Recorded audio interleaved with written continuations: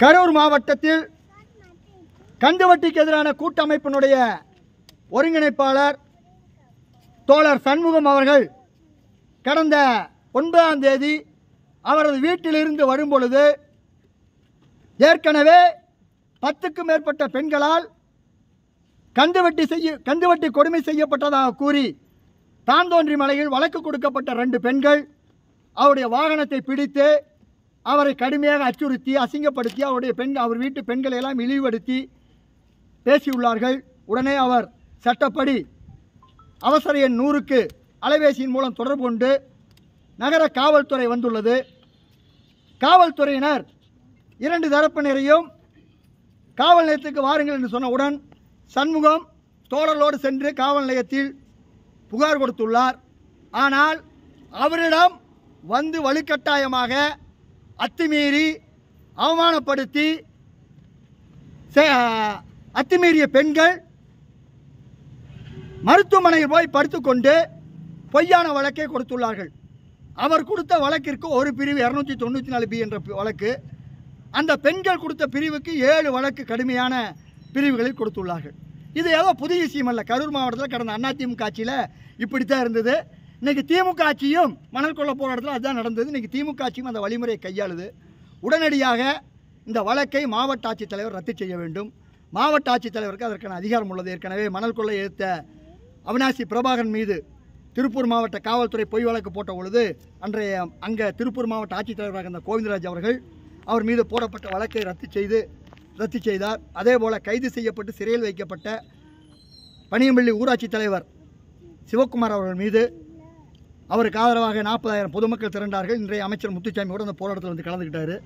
அந்த பேச்சுவார்த்தையில் அன்றைய ஈரோடு மாவட்ட ஆட்சித்தலைவரும் அன்றைய ஈரோடு மாவட்ட எஸ்பியாக இருந்த சிபி சக்கரவர்த்தி அவர்களும் அவர் மீது போடப்பட்ட வழக்கை ரத்து செய்தார்கள். அதுபோல் சண்முகம் அவர்களுடைய செயல்பாடு ஒவ்வொரு நிமிடமும் உளவுத்துறை முதல் அனைத்து துறை அதிகாரிகளாலும் கவனிக்கப்பட்டு கொண்டிருக்கிறது. அப்படி இருக்கின்ற நிலையில் இவர் மீது பெண்கள் வழக்கு கொடுத்திருப்பது என்பது எந்த விதத்திலும் ஏற்றுக்கொள்ளக்கூடாது. இதற்கு ஏதோ மிகப்பெரிய பின்புலம் இருக்கிறதா நாங்கள் கருதுகிறோம். குறிப்பாக சொல்கிறோம், இன்றைக்கி ஆம்ஸ்ட்ராங் அவர்கள் படுகொலை செய்யப்பட்டிருக்கார். அந்த ஆம்ஸ்ட்ராங் அவர்களுடைய படுகொலையில் காவல்துறையினரே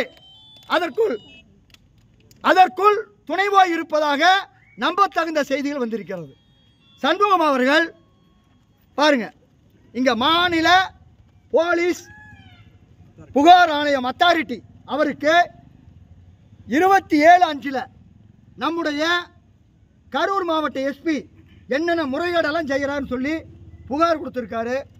அது மட்டுமல்ல, பாருங்க, லஞ்ச ஒழிப்புத்துறையில் கரூர் மாவட்ட எஸ்பி எப்படி சட்டவிரோதமான முறையில் கந்துவட்டி கொள்ளைக்கும் மதுக்கடைகளுக்கும் மணல் கொள்ளைக்கும் துணை போகிறாருங்கிற புகாரை கொடுத்துருக்காரு. அந்த புகாரை டிஐஜி அவர்களுக்கும் 1/7 அன்னைக்கு கொடுத்துருக்காரு.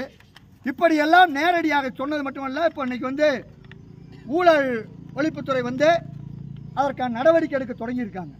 அப்போ சட்டத்தின்படி இங்கே ஆட்சி இல்லாமல் இருக்கிறத சுட்டிக்காட்டி மனு கொடுத்தா பெண்களை விட்டு பொய் வழக்கு போடுவோம், மிரட்டுவோம், கைது பண்ணுவோம்னு சொல்லி அட்ராசிட்டி பண்ணினா எல்லாம் அடங்கி போகிற நிலையெல்லாம் இல்லை. எனவே தமிழக முதல்வர் அவர்கள் இன்னைக்கு பல இடங்களில் சொல்லிட்டு இருக்கிறீங்க. கரூரில் மணல் கொள்ளை ஏற்ற போராட்டத்தில் நாங்கள்லாம் அடக்குமுறைக்கு உள்ளான பொழுது அதை சொல்லித்தான் சட்டமன்ற தேர்தலில் வாக்கு வாங்கினீங்க. சண்முகம் மீது போடப்பட்ட வழக்கை உடனடியாக ரத்து செய்ய வேண்டும்.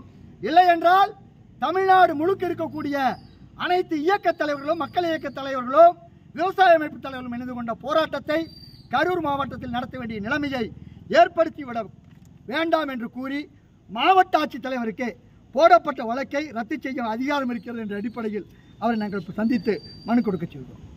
ரத்து செய்.